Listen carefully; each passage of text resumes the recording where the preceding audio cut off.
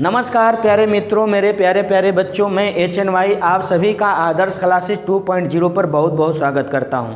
मेरे दोस्त, मेरे भाई, आप सभी SSC GD के एग्ज़ाम देने वाले शेर बहादुर, आज जो 11 जनवरी 2023 है और आज के फर्स्ट शिफ्ट में जितने भी GK GS के और करेंट अफेयर्स के क्वेश्चन दिए थे, जो 20 की संख्या में थे, उस सारे 20 क्वेश्चंस को मैं आप सभी के सामने लेकर के आया हूं। तो आप फटाफट अपना मिलान कर लेंगे। जो हमारे बच्चे इस एग्ज़ाम को दिए होंगे 11 जनवरी 2023 को फर्स्ट शिफ्ट में, तो मैं बेहतर तरीके से आपको बिल्कुल मैं आंसर देना चाहता हूं और बिल्कुल क्लियर रूप से GK GS को आपको बता दूंगा। और आप भी अपना कंटेक्ट मिलान कर लीजिएगा और आप अपना पता लगा लीजिएगा कि हमारा सही कितना है। तो मेरे दोस्त, आप जैसा कि देख रहे हैं SSC GD 11/1/2023 प्रथम पाली के सभी 20 प्रश्नों का संपूर्ण विश्लेषण मिलेगा मेरे द्वारा आप सभी को, और आज बिल्कुल मैं इसी वीडियो में बिल्कुल देने का काम करूंगा। तो आप बिल्कुल इस वीडियो को शुरू से अंत तक देखने का काम करेंगे। तो मैं चलता हूं इस क्वेश्चंस को लेकर के। जो फर्स्ट क्वेश्चन आपके सामने मैं रखता हूं वो देखिए मेरे दोस्त, यहाँ भी देखिए फर्स्ट क्वेश्चन और सेकंड क्वेश्चन आपके सामने क्या है, यहाँ पर दे रहा है आपके सामने, जरा गौर करेंगे। ये दे रहा है आपको, देखिए कह रहा है कि गुजराती नव वर्ष को किस नाम से जाना जाता है। गुजराती नव वर्ष को किस नाम से जाना जाता है मेरे दोस्त, आप इसको समझिए। तो गुजराती नव वर्ष को किस नाम से जाना जाता है, तो इसको जाना जाता है बेस्टू वर्ष। बेस्टू वर्ष के नाम से जाना जाता है। गुजराती नव वर्ष को बेस्टू वर्ष के नाम से जाना जाता है। और यह गुजरात में दिवाली से एक दिन पहले क्या किया जाता है मेरे भाई, तो एक दिन पहले मनाया जाता है। दिवाली से एक दिन पहले इस पर्व को वहाँ पे इस वर्ष को, नए वर्ष को मनाया जाता है, जो गुजरात का महत्वपूर्ण नया वर्ष होता है। ये दिमाग में रखिए। इस तरह तो जनरली हमारे नए वर्ष आपको चैत्र वैशाख में शुरू होते हैं पूरे भारत के अंतर्गत। अगर उसको देखा जाए तो कैलेंडर के माध्यम से हिंदी वर्ष में, अगर अंग्रेजी में आप जाएंगे तो आपको जनवरी होगा, जैसा कि आप सभी ने देखा है और इसको जाना पहचाना है। तो मेरे दोस्त, ये आपका आंसर हो गया बेस्टू वर्ष पहले क्वेश्चंस का। उसमें आपका जो भी नंबरिंग दिया होगा वो आप देख लेंगे। कैल्शियम कार्बोनेट का सूत्र क्या होगा, तो कैल्शियम कार्बोनेट का सूत्र होता है मेरे भाई, मेरे दोस्त, CaCO3। ये कैल्शियम कार्बोनेट का सूत्र होता है। अगर आपसे कोई पूछे चूना पत्थर आपसे पूछे तो उसका भी आपको CaCO3, सिंपल सी बात है। अगर आपसे चूना पत्थर के अलावा और कुछ संगमरमर पूछ दे, अगर आपसे पूछ दे संगमरमर का था CaCO3, ये भी आपको वही होगा। अगर आपसे कोई पूछ दे बुझा हुआ चूना, ठीक है मेरे दोस्त, इसका आप कमेंट में खुद ले लेंगे कि क्या होगा बुझे हुए चूने का रासायनिक सूत्र। बाकी रासायनिक सूत्र आपके सामने बहुत सारे बुक्स में दिए हैं, उसको आप क्लियर रूप से देख लेंगे, आपके लिए बेहतर होगा। तो ये क्वेश्चंस आपको बिल्कुल आपको फर्स्ट पाली का प्रारूप मैं दर्शाया हूँ आपके सामने, इसको देख लीजिएगा, ठीक है। अब आगे चलता हूं, क्वेश्चन नंबर 3 और 4 पे देख लीजिए। कह रहा है कि फीफा 2022 का आयोजन कहां हुआ। मेरे दोस्त, मेरे भाई, आप समझ लीजिए, मैं करेंट अफेयर्स में आपको बिल्कुल आदर्श क्लासेस 2.0 अपनी इस यूट्यूब चैनल पर डाला हूं। 2022 से लेकर 2036 तक जितना भी खेलों का आयोजन होगा और 2022 में भी कहां कहां हुआ था, ये सारा का सारा मैं बताया हूं। तो उसको आप जा कर के देख लेंगे यूट्यूब चैनल पर, बिल्कुल सर्च करके आप देख सकते हैं। तो मेरे भाई, फीफा 2022 का आयोजन कहाँ हुआ था, तो फीफा 2022 का आयोजन हुआ था कतर में। कहाँ हुआ था, कतर दोहा। इसमें कितने टीमें भाग ली थी, तो 32 टीम भाग ली थी। आपको सिंपल सी बात है। विजेता टीम कौन हुआ था भाई, तो विजेता टीम आपको हुआ था अर्जेंटीना। कौन हुआ था मेरे लाल, तो अर्जेंटीना था, ठीक है। अगर उप विजेता की बात करें तो उप विजेता था मेरे भाई फ्रांस। उप विजेता था कौन, फ्रांस। और तीसरे नंबर पर अगर बात करें तो तीसरे नंबर का क्रोएशिया था। बात हमारी समझ रहे हैं। तो ये फीफा वर्ल्ड कप 2022 का आयोजन कतर दोहा में हुआ था। अगर आपसे कोई पूछ दे कि 2026 का कहाँ होगा? तो भैया 2026 का कनाडा में होगा, यूएसए में होगा। ये सारे जगहों पर आपके 2026 का फीफा वर्ल्ड कप आपको बिल्कुल वहाँ पर स्थापित किया जाएगा। ठीक है, क्वेश्चन नंबर 4 कह रहा है आपके सामने, देखिए ज़रा, गांधी इरविन समझौता कब हुआ था? ठीक है, और इनमें कितनी सूत्री मांगों का जिक्र हुआ था? गांधी इरविन समझौता, गांधी इरविन समझौता, ये समझिए आप। इसका आंसर आपको 5 मार्च 1931 ईस्वी होगा मेरे भाई। और इसमें कितने 11 सूत्री मांगों का योजना बनाई गई थी। इसके अंतर्गत गांधी इरविन समझौता के अंतर्गत 11 सूत्री योजना बनाई गई थी। बात हमारी समझ रहे हैं? आगे क्वेश्चन आइए, क्वेश्चन नंबर 5 और 6, इस पर फोकस कर लीजिए मेरे भाई। आप ज़रा देख लीजिए कि क्वेश्चन नंबर 5 और 6 कह क्या रहा है आपके सामने। सिंपल सी बात है, देखिए ज़रा। कह रहा है क्वेश्चन 5 कि ministry of education skill development का कार्यभार किस मंत्री को दिया गया है? गौर कीजिएगा ज़रा, मतलब शिक्षा मंत्री। सिंपल सी बात है, शिक्षा मंत्री और स्किल डेवलपमेंट का कार्यभार किसको, तो किसे दिया गया भैया? तो इसका कार्यभार दिया गया है धर्मेंद्र प्रधान जी को, धर्मेंद्र प्रधान। बात हमारी समझ रहे हैं? इसका कार्यभार आपको दिया गया किसको मेरे भाई? तो धर्मेंद्र प्रधान को। ये कब से हैं? तो 7 जुलाई 2021 से हैं हमारे देश के education minister and skill development minister. ये कंडीशन हुआ। छठा क्वेश्चन कह रहा है कि मोहन बागान ग्राउंड फुटबॉल स्टेडियम कहाँ पर स्थित है? तो ये तो बिल्कुल हमारा बच्चा बता देगा भैया। तो ये है आपको कोलकाता। कहाँ है भैया? तो ये है आपको कोलकाता, मोहन बागान। अगर तुमसे कोई पूछे कि कब शुरू हुआ था, तो 1889 में। इसकी शुरुआत कब हुई थी मेरे भाई? तो 1889 में इसकी शुरुआत हुई थी पश्चिम बंगाल के अंदर। ठीक है, तो ये छठे क्वेश्चन का आंसर आप मिला लीजिएगा। आपके अंदर नंबरिंग कितना था वो आप देख सकते हैं, उसको मिला लीजिएगा। चलिए क्वेश्चन नंबर आप आ जाइए 7 और 8 पे। करेक्ट, 1992 और पद्म भूषण 2023 में पद्म विभूषण के सबसे कम उम्र के प्राप्तकर्ता कौन थे? ये इसका जिक्र कर रहा है मेरे भाई। आप समझिए, 1992 और पद्म भूषण और 2023 में पद्म विभूषण के सबसे कम उम्र के प्राप्तकर्ता कौन है? तो इसका आंसर हो जाएगा मेरे भाई, समझिए जरा, सोनल मान सिंह। सोनल मान सिंह इसका आंसर हो जाएगा। ये सबसे कम उम्र के आपको प्राप्त करता है। ठीक है, अगर मेरे भाई आपको बताया जाए कि भारत रत्न पाने वाला सबसे कम उम्र का व्यक्ति कौन है, तो उसका नाम है भाई साहब सचिन तेंदुलकर। कौन है? सचिन तेंदुलकर हैं आपके क्रिकेट ऑफ भगवान, मतलब भगवान के रूप में जाने जाने वाले क्रिकेट के खेल का सचिन तेंदुलकर। इनको 40 साल की उम्र में क्या किया गया? दिया गया आपको भारत रत्न। तो ये कंडीशन से आपको यहाँ कह रहा है कि विटामिन बी का रासायनिक नाम क्या होगा। अरे मेरे भाई, कितनी बार आपको मैं पढ़ाऊँ कि विटामिन क्या होता है। तो विटामिन बी का रासायनिक नाम क्या है? अगर जहाँ बी देख लेना वहाँ B1 कर देना। तो इसका रासायनिक नाम क्या होता है मेरे भाई? तो इसका रासायनिक नाम होता है थायमिन। कमी से होने वाला रोग क्या होगा? बेरी। कमी से होने वाला रोग क्या होगा भैया? बेरी। ये दिमाग में रखना, ये B1 या B का रासायनिक नाम है। समझ रहे हमारी बात को? तो ये कंडीशंस हुआ 8वें क्वेश्चंस का।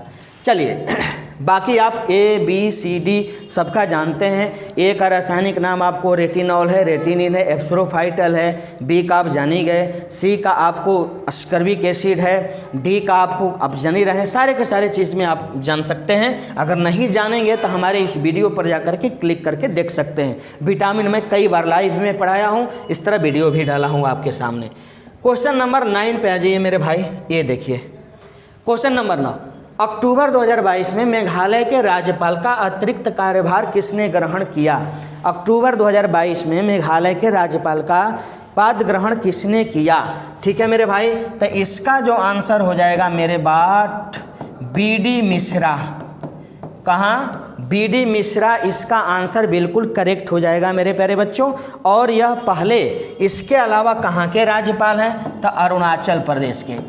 यहाँ अरुणाचल प्रदेश के ये अरुणाचल प्रदेश के भी राज्यपाल हैं। कौन भैया? तो बी.डी. मिश्रा अरुणाचल प्रदेश के, है ना। यहाँ पे राज्यपाल कहाँ का? मेघालय का भी और अरुणाचल प्रदेश का ओरिजिनल, और यहाँ पर वो आपको कार्यभार संभाले हैं। ये सवाल कर रहा है कि श्रीमंत शंकर देव किस शास्त्रीय नृत्य शैली के जनक हैं? शास्त्रीय नृत्य शैली क्लासिकल डांस, ये दिमाग में रख लेना। और मैं क्लासिकल डांस को भली भांति पूरा का पूरा आपको वीडियो बना करके अपलोड किया हूँ यूट्यूब चैनल आदर्श क्लासेस 2.0 पे। उसमें सारा का सारा मिल जाएगा कि कौन व्यक्ति किस शैली से बिल्कुल जुड़ा हुआ है, डांस से जुड़ा हुआ है। तो ये क्या हो जाएगा मेरे भाई? शंकर देव। तो सतरिया आंसर क्या होगा मेरे लाल? तो सतरिया हो जाएगा। सतरिया ये कहाँ का है? तो ये असम का नृत्य है। सतरिया कहाँ का नृत्य है भाई साहब? तो ये असम का नृत्य है। इसका आंसर ये हो जाएगा शंकर देव। ठीक है, आगे चलता हूँ। आप 11-12 पे आ जाइए। कह रहा है कि चंद्रगुप्त मौर्य के दरबार में मेगास्थनीज किसके राजदूत थे? चंद्रगुप्त मौर्य के दरबार में मेगास्थनीज किसके राजदूत थे? ये सवाल आ रहा है आपके सामने। तो इसका आंसर क्या होगा मेरे भाई? इसका आंसर आपको सामने क्या हो जाएगा मेरे बच्चे? तो सेल्यूकस प्रथम। क्या हो जाएगा? सेल्यूकस।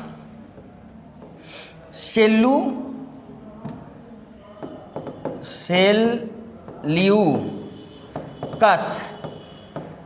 प्रथम। सेल्यूकस प्रथम आपको मेगास्थनी किसके राजदूत थे? तो सेल्यूकस प्रथम के राजदूत थे। सेल्यूकस प्रथम निकेटर बात हमारी समझ रहे हैं, इसके यह राजदूत थे। ठीक है, ये आंसर आपका होगा। राष्ट्रपति को हटाने की प्रक्रिया क्या है? 12 क्वेश्चन कर रहा है। तो भैया राष्ट्रपति को हटाया कब जाएगा, किस रूप पे जाएगा? तो राष्ट्रपति को महाभियोग लगाकर हटाया जाता है। महाभियोग क्या लगा करके? महाभियोग लगा करके हटाया जाता है। और यह कौन से अनुच्छेद में है मेरे बच्चे? तो 61 अनुच्छेद 61 में है यह आपको महाभियोग की प्रक्रिया राष्ट्रपति को हटाने की। ठीक है, 14 दिन पहले उनको यह प्रक्रिया से सूचित किया जाता है। उसको कह रहा है कि मधुमक्खी पालन के विकास के लिए केंद्रीय योजना का नाम क्या है? मधुमक्खी पालन के विकास के लिए केंद्रीय योजना का नाम क्या है? ये आपके सामने पूछ रहा है मेरे शेरे बिहारे। आप जरा देखो उसमें क्या था आपके सामने। तो उसमें आपको होगा आंसर, उसमें आपका आंसर हो जाएगा मेरे बच्चे, मेरे दोस्त, मेरे भाई NBHM। ये है आपको मधुमक्खी पालन के विकास के लिए केंद्रीय योजना का यह नाम है। और यह कब से शुरू हुआ है? तो 2020 से होकर के 2023 तक यह 3 वर्षों के लिए लागू किया गया है। मधुमक्खियों को पालन करने की योजना सारी बनाई गई है। ठीक है, तो ये कंडीशंस है। अगला कह रहा है यहाँ पे सर्वाधिक लिंगानुपात किस केंद्र शासित प्रदेश में है? केंद्र शासित प्रदेश की बात हो रही है यहाँ पे प्यारे बच्चों, है ना। केंद्र शासित प्रदेश, आप राज्य मत समझिएगा ना तो गलती कर देंगे आप। तो पुद्दुचेरी आंसर क्या होगा मेरे भाई? तो इसका आंसर होगा आपको पुद्दुचेरी आंसर होगा। इसका आंसर हो जाएगा आपका पुद्दुचेरी। और यहाँ पर लिंगानुपात कितना है? तो 1037। कहने का मतलब कि प्रति 1000 पे 1037 महिलाएं हैं। प्रति 1000 पे 1000 पुरुष और 1037 क्या है? महिलाएं हैं। बात हमारी समझ रहे हो? अगर तुमको राज्य पूछे तो राज्य केरल हो जाएगा। अगर राज्य पूछे तो केरल हो जाएगा। समझ रहे मेरे लाल? अगर राज्य पूछे तो केरल, सर्वाधिक लिंगानुपात राज्य केरल में हो जाएगा। अगर तुमसे कहे कि न्यूनतम लिंगानुपात भारत के किस राज्य में है तो वो हरियाणा हो जाएगा। वो क्या हो जाएगा? हरियाणा। बिल्कुल न्यूनतम अगर लिंगानुपात पूछे तो हरियाणा में। ठीक है, एक कंडीशंस है। आ जाओ यहाँ पे। कह रहा है कि अंतिम अनुच्छेद संविधान का कौन है? अंतिम अनुच्छेद संविधान का कौन है, ये सवाल कर रहा है। तो जरा समझो अंतिम अनुच्छेद कौन है भाई? तो सब जानता है हमारा प्यारा बच्चा, 395। कितना है भैया? तो 395। ठीक है, ये अंतिम अनुच्छेद। तो कब? जब संविधान बना था तब। कब? ये कह रहा है संविधान बना था तब। वर्तमान में अगर बात पूछे, वर्तमान में बात पूछे तो अनुच्छेद कितने हैं? तो 470। वर्तमान में अगर अनुच्छेद पूछे तो कितने हैं 470। अगर भाग पूछे तो, अनुसूची पूछे तो, अनुसूची पहले 12 थी, अब अनुसूचियां बढ़ करके कितनी हो गई है मेरे भाई? तो वर्तमान में अनुसूची पहले और अब भाग अगर पूछे तो 25। भाग अगर आपसे कोई पूछे तो 25 हो जाएगा। अनुसूची कितनी हो जाएगी? 12। पहले अनुसूचियां कितनी थी? 8। ठीक है, अब 12 हो चुकी है। तो ये कंडीशंस वर्तमान का है और ये आपके संविधान के निर्माता का है। प्रथम पंचवर्षीय योजना कब शुरू हुआ था मेरे भाई? तब प्रथम पंचवर्षीय योजना 1951 से लेके 1951 से लेके 1956 तक। अब वर्तमान में कौन चल रही है? तो